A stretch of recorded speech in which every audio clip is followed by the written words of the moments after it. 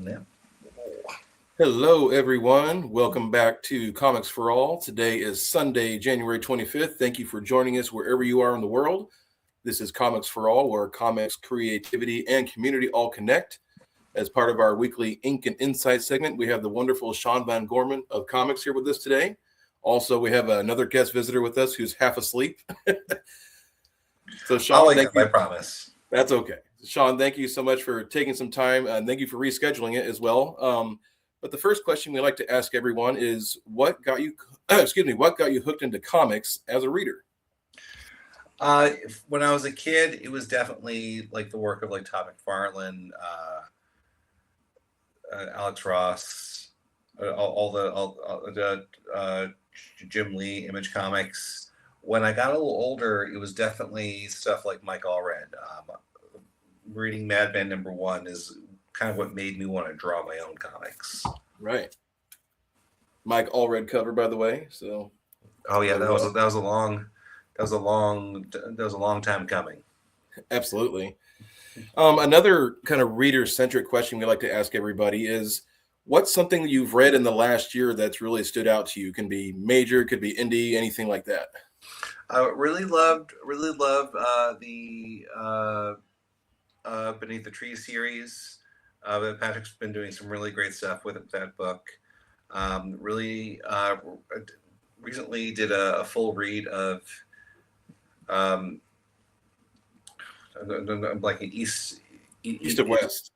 East of West. Really fantastic. Jonathan Hickman is a savage in terms of plotting, and I think I mentioned it last time. Do I still have it? The Death of Comics bookcase is one I really enjoyed, especially the character Responsibility. If you haven't picked this one up, you can grab this at comicbookcase.com. Definitely worth a look. Absolutely. So for the viewers out there meeting you for the first time, how do you describe what you do in comics right now? I am a comic illustrator. I'm also known as a strong marketer and promoter of my work. So I draw a little bit, but talk a lot about what I'm doing and travel a lot and meet people and connect with people and sit at tables at shows. And sometimes we accept awards now. Absolutely. Do you feel like you've gotten more comfortable with kind of public speaking as the more you get used to it, or you still get pretty nervous? That's never been a thing. I've never been shy about public speaking.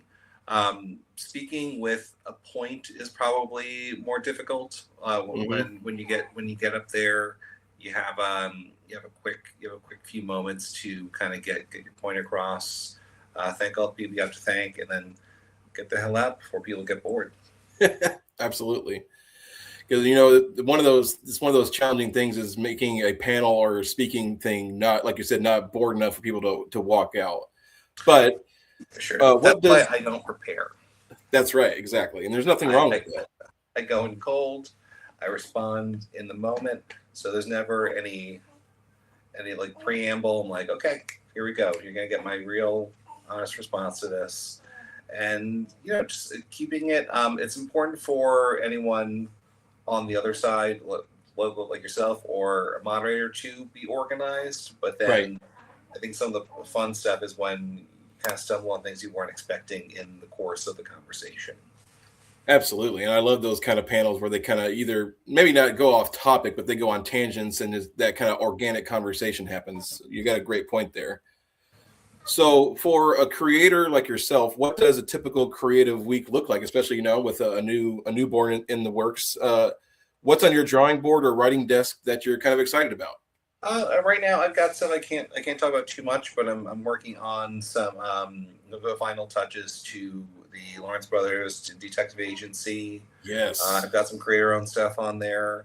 A lot of my time right now is meetings and talking to entities about potential new things or collaborations or figuring out what's going on with current work.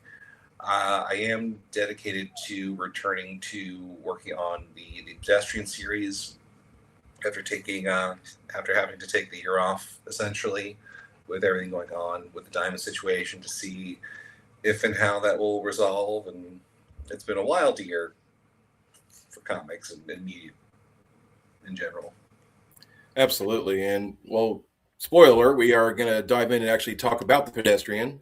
So here's one of the covers. So the Pedestrian obviously has had a really good success. It's been nominated for an Eisner Award, for a Ringo Award, which are obviously really huge in their own recognition. What drew you to this story? You had to tell it. What kind of drew you in originally? Yeah, I mean, it's a career-owned character creation. I me and Joey have always liked superheroes, and I've have never really been asked to do a lot of superhero stuff. I've done a lot of indie stuff, horror, slice of life stuff, but I really kind of want to do something that was like a superhero that would sort of fall into my wheelhouse of things I like doing with storytelling. Right.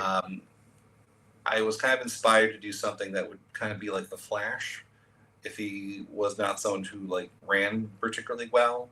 Like, what if you took someone who's like a city kid walker and put him in the suburbs, and that would seem like a superpower. Like, oh my God, you walk 20 blocks, right?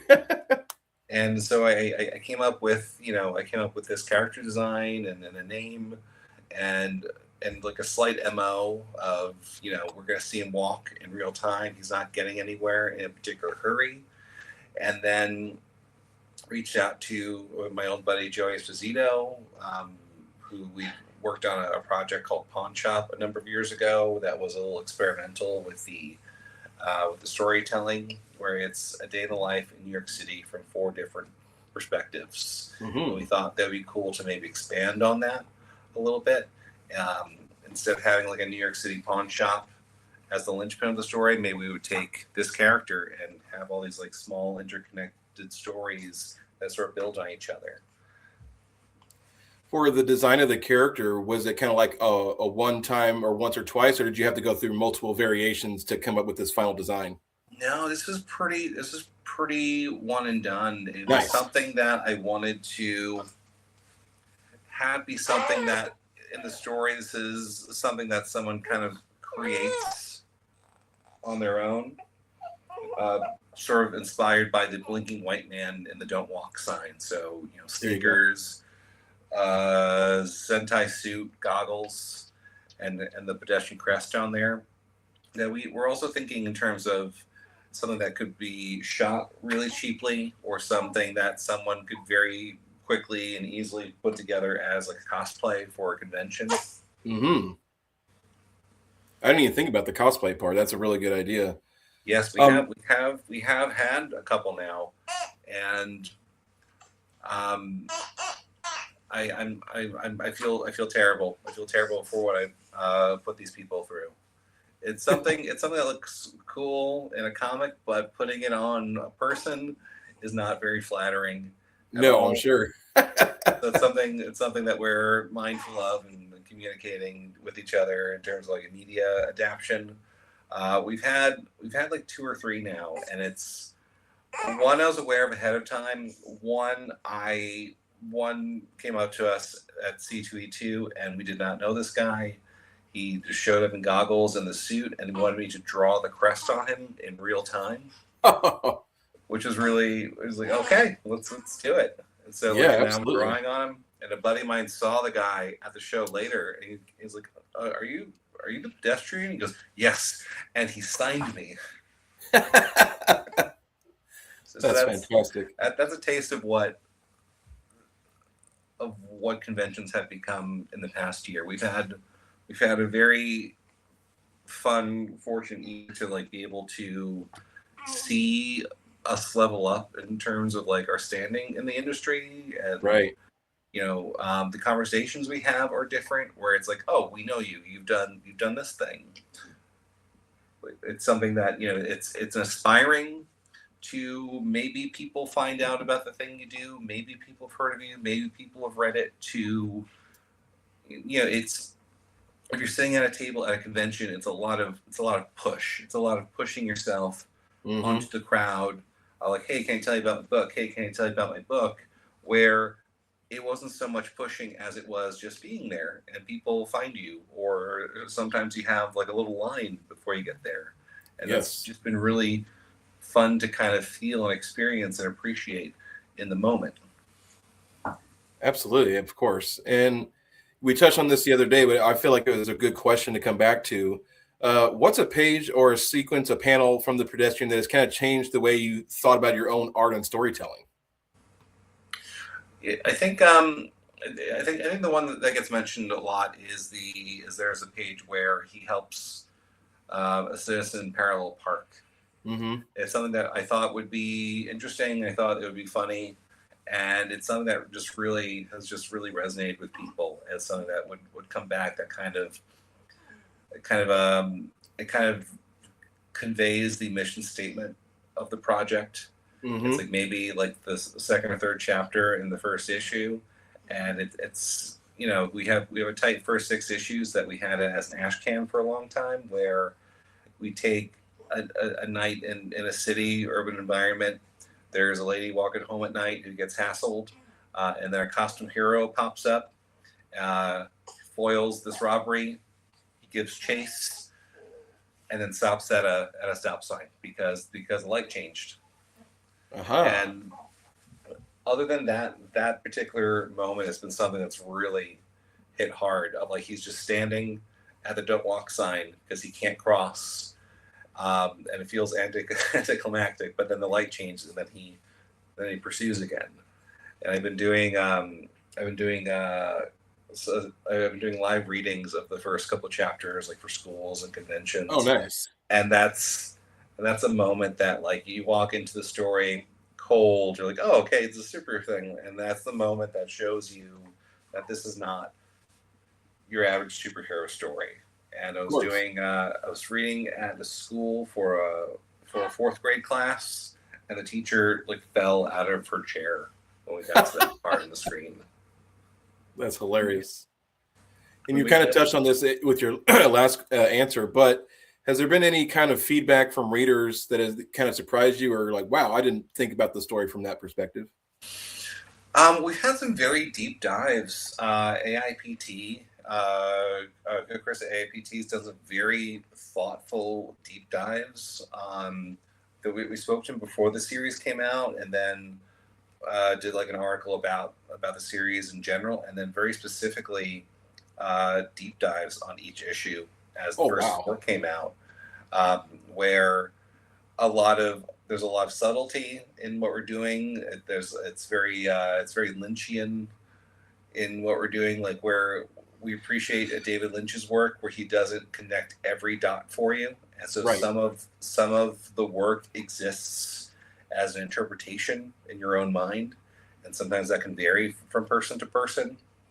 And it's really fun seeing how deeply people have looked into this and really like absorbed it and have lived in it and have been able to like sit down with us and have like thoughtful conversations about the work.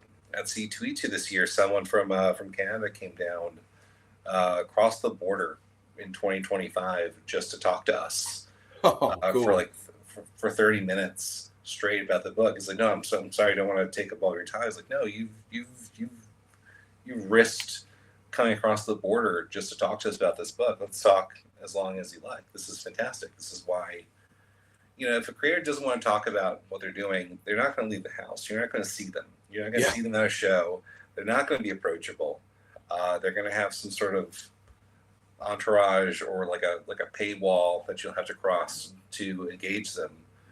But yeah, if you dig someone's work, it's the least you can do, because we need constant praise. Absolutely. And, I always tell people just go ahead and go talk to the people, the work you love. They're going to love hearing it, even if they don't show it immediately in the moment.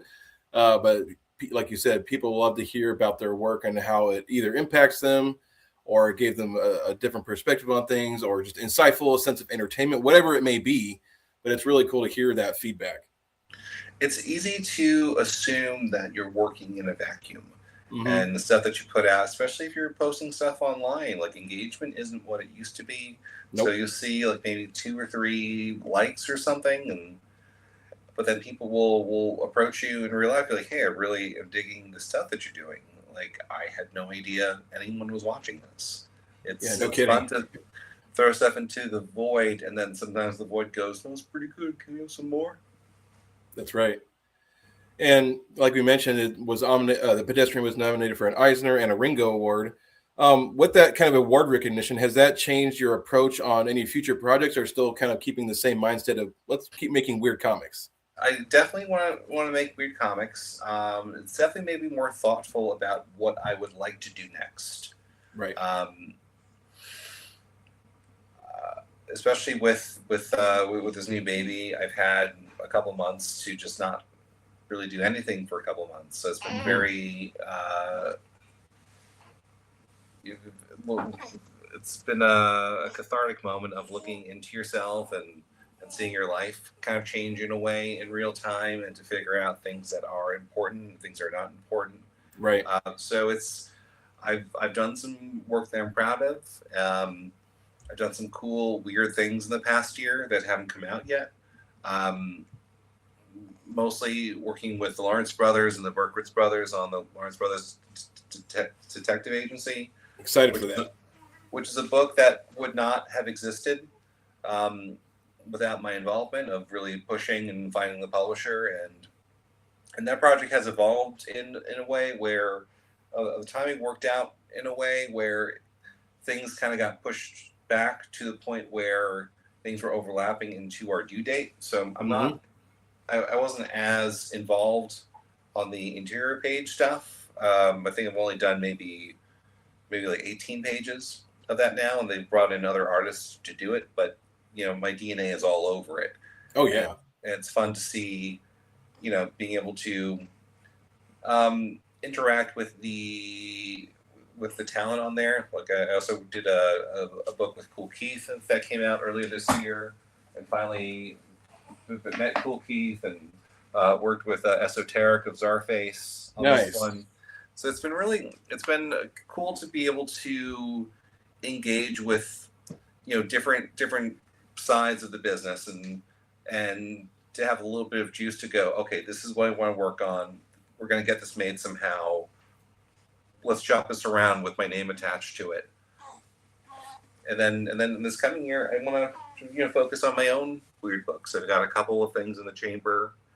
I put out a couple of ash cans for projects like Hidden in the Hills, and a book called Seriously.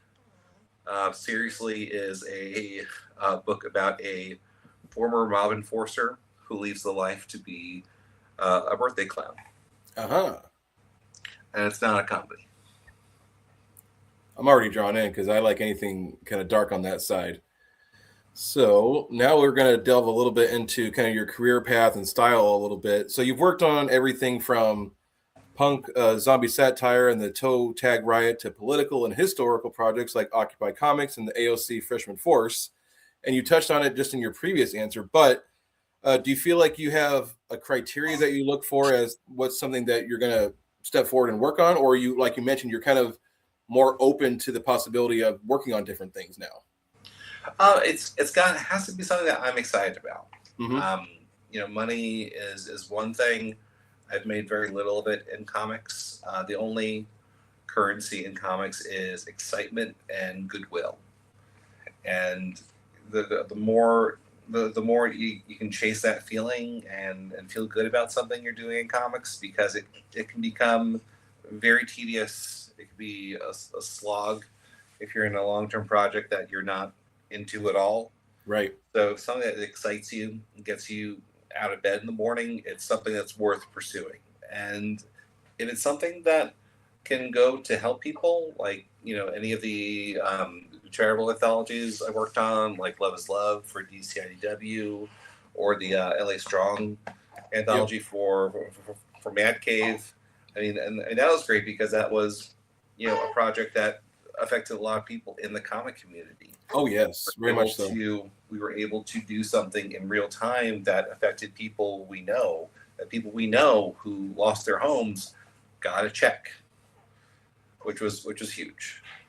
Absolutely. And I would actually love to see more of those charitable anthologies actually continue to exist, even when there's not a major disaster going on, but finding opportunities to continue making those. Yeah, it's hard because sometimes you get caught up in the politics of it. Mm-hmm. A lot of causes in the past couple of years, a lot of them are politically charged. So sometimes people don't know how to respond. There have been so many tragedies and so many new happenings that are going on right now that we don't have clear leadership or clear understanding of how we're just this past weekend what's going on Yep. right now in Minnesota is Absolutely. disgusting. um, that we're being told it's one thing but we very clearly know it's another thing, and Mm-hmm. it, it's very difficult to exist as a person, especially in 2025, even somehow more so in the first month of 2026, that it's very important to try and put the positive energy that you would like to see in the world out, especially when, I'm scared. I don't know. I have a new little baby in the world. Mm-hmm. I'm seeing things changing and things not making sense on TV, because things don't make sense, and this is a scary time. I would love to be a baby again. Yeah, no kidding. This looks pretty great. Absolutely, it does, and it's just nice to, like you said, to kind of breathe in those small moments and kind of focus on your inner family when all the outside world, like you said, is confusing and there's so much taking your attention away from the important things. And that kind of rolls into my next question, which in your bio it mentions that you're a brilliant guerrilla marketer who handcuffs himself to things and escapes straitjackets to promote comics. What is the wildest stunt you've actually held to get people's attention? A lot of it is linked to that escape artist stuff when we had put out a book called The Secret Adventures of Houdini. It was my Yes. first published work. It was a action adventure historical series based on the life of Harry Houdini, and part of the push on that was we tried to borrow from things Harry Houdini would do. He would roll into town, do a big public stunt to promote his shows. So he was like one of the biggest self promoters of all time. So we figured Yep. if we could give people a taste of that, that would be something huge. So to that end, I ordered a straitjacket on off the internet. I learned how to break out of it, and we would go to comic shops and conventions with a straitjacket, and we would have, I would find someone who I admired and be like, "Hi, my name is Sean. I do this book. Would you like to put me in a straitjacket?" And the answer was never no. And one of those people years ago was Mike Allred. Yep. Maybe like 12 years ago at Special Edition New York, New York Comic Con did like a smaller show for 2 years, 3 years. That was sort of just like the artist alley, a couple of vendors, Okay. and that the Allreds came down for that one. And so years later, I was able to reach out to Mike when we needed a cover for the pedestrian, and said, "Mike, I love you. You may not remember me, but you put me in a straitjacket once." There it is. And then he wrote back, "Yes, of course I remember you. I've never put anyone else in a straitjacket." Right. And kind of a follow up to that, is there a marketing moment that you'd never repeat but glad you tried anyway?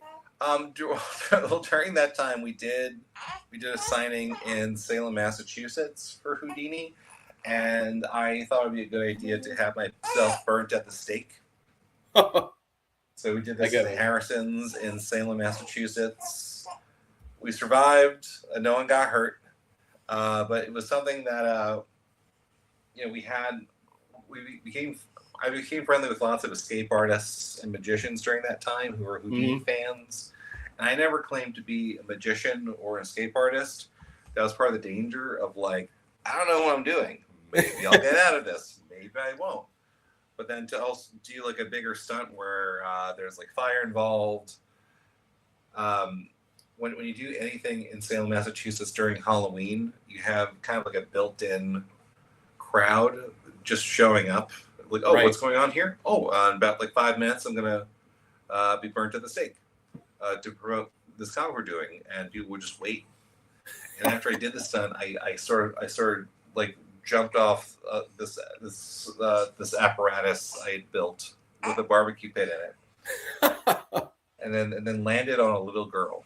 Like, Oh, I wow. could feel myself land on a little girl, got out of the jacket, and then I was like, oh my God, is she okay? And her mom was like, she's fine. She's the happiest she's ever been.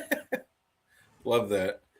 And so you've done covers and artwork for IDW Star Trek line, including Strange New Worlds, the Scorpius run, and Picard, Stargazer. How different is your process when you're working on with a beloved license like that and hardcore fandom versus like your own creator-owned titles? Sure. Well, I'm fortunate to work on stuff that I am a fan of. I'm a very big Star Trek fan, and Yes. I actually found out that Heather Antos was the editor of Star Trek books very recently. After during the course of pitching Pedestrian, she was put up to that role during that time. So after we met with them about Pedestrian, they had passed eventually, but that led to me doing Star Trek stuff. And I've been a very closeted Star Trek fan up until that point.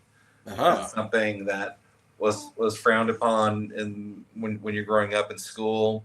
Yep. So it's not, and then so you have to be cool about like, who do I share this with? So I was able to do one cover for a Picard tie-in book, and I assumed that would be my only one I ever did, and then ended up doing, I think I've done 6 or 7 now. Dang. Yes, we have. It's been great. I don't know what Star Trek is. And then another question in that same realm: is there any licensed property that you haven't got to work on yet that you would love to draw for? I'm sure there's some out there. I always like the weird ones that I'm seeing them pop up more and more. I would have loved to be a part of SWAT Cats. There you go. That recently got announced. I would love to do, or even just like some like big 2 stuff. I would love to do a Superman story with Joey, sort of in the vein of what we've been doing with Pedestrian. I think we have a couple of ideas of things that would work, but it's got to be something that would work with my sensibilities. Right. I'd love to see, like you mentioned, do a variant for Beneath the Trees. I think that'd be a very cool. Oh, I would love that. So kind of our next section is emerging creators and kind of our closing section. So you've worked with publishers, across the spectrum: Black Mask, Alterna, Scout, Mad Cave, Z2, Magma, and more. What's something early career creators misunderstand about working with publishers? I think the biggest thing is, I think my assumption was at some point you're gonna be able to stop doing all of the extra stuff you're doing in order to do the thing you want to do. Yeah. Like I thought one day I would just be drawing in my office and that's it. And then the publisher would give me an advance and then publish the books and promote them. I've never found that to be the case. In a best case scenario, right, you're doing half of the promotion and the legwork to push your books. There's only so much bandwidth in the world right now, and no one's going to do the promotion for your book better than you do. 100%. Readers really respond to the passion of the creator. If you're able to find ways to connect with readers and share your passion, to let them know how passionate you are about your books, that will help make you a success. And I think a lot of companies will also try and get you to quickly sign contracts that are not going to work for you, that just don't make sense. If it's your first thing, you're like, oh my God, I'm so excited, I got this contract, that they've got your IP locked up for at least 10 years. Yep. And just so they can have fodder for other pitches that they're really trying to make. Like they got this one thing they're trying to make, but then they need like 5 or 6 more in their pitch meeting to like throw at you to make their main pitch look better. That makes sense. So many readers out there have discovered your work, including the Pedestrian, Ghost Planet, or the anthologies, through libraries and school collections. How do you, as a creator, how do you see libraries and educators fitting into the future of comics readership? Libraries are essential. Not everyone has a lot of money, Right. but don't realize that you can still, read the books you want to read at the library, and the creators still benefit from them. Yes. You assume, oh, I read at the library, I guess I'm reading it for free. Not the case. Those numbers are recorded of those borrows, and libraries are one of the biggest buyers of books. 100%. It's not like you're pirating someone's work on a website. They are vital, and then you also discover things you never would have.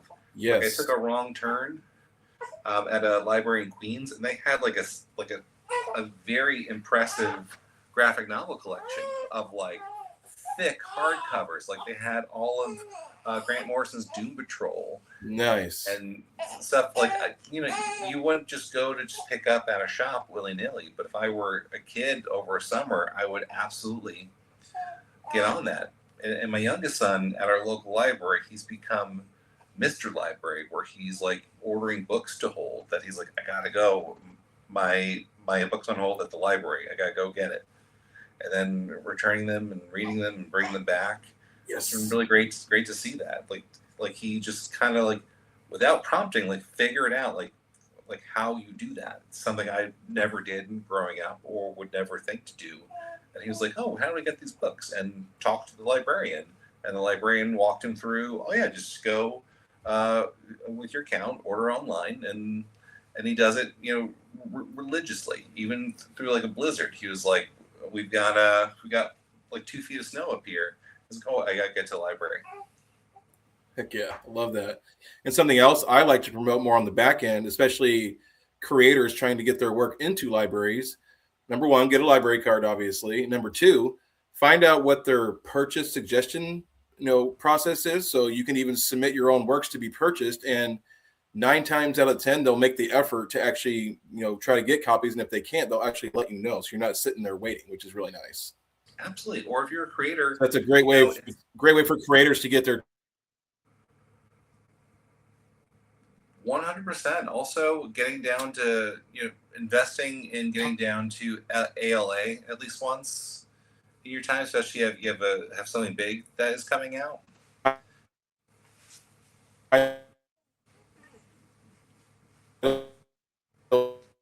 Into the collections and just ask the library to buy it. Absolutely, and also getting yourself down to ALA is huge.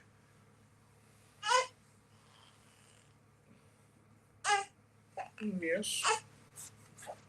Are we having technical difficulties?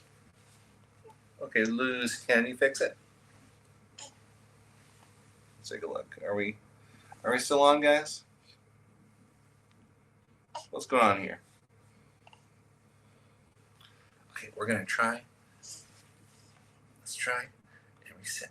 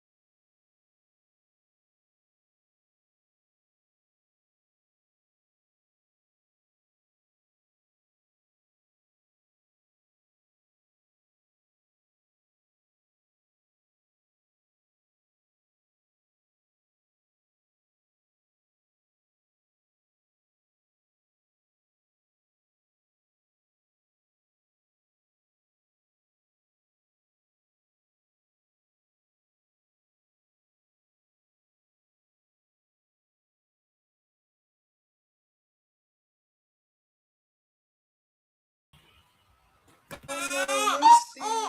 Okay. It's okay. It's okay. He's Oh back. no. He's back. We're back. Okay, we're gonna give Lucy a little bit of something to eat. Sure. So, yeah, she was very upset. No. She was mid thought. Got cut off, poor little thing. I know.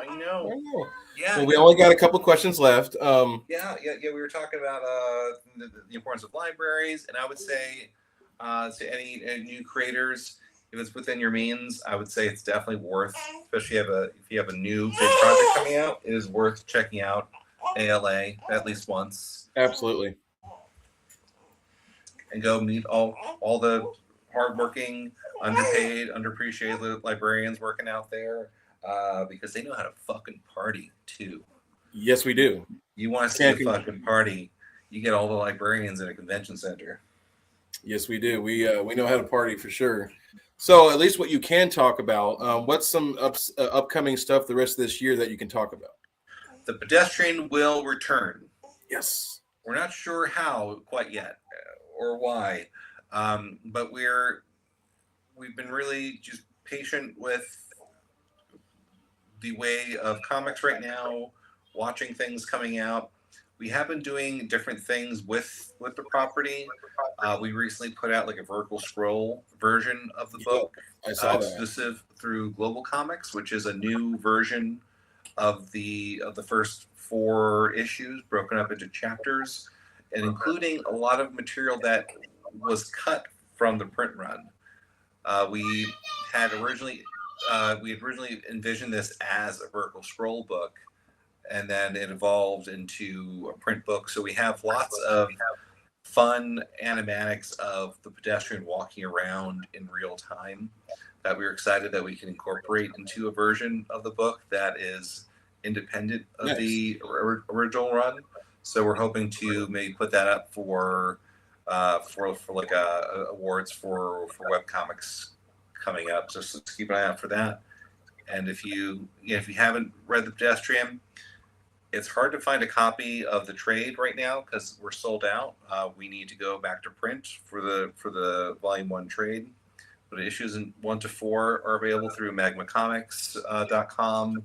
You can read issues 1 to 4 right now on Global Comics, either the standard issues 1 to 4 or the really fun vertical scroll version that is really fun to read on your phone or your tablet.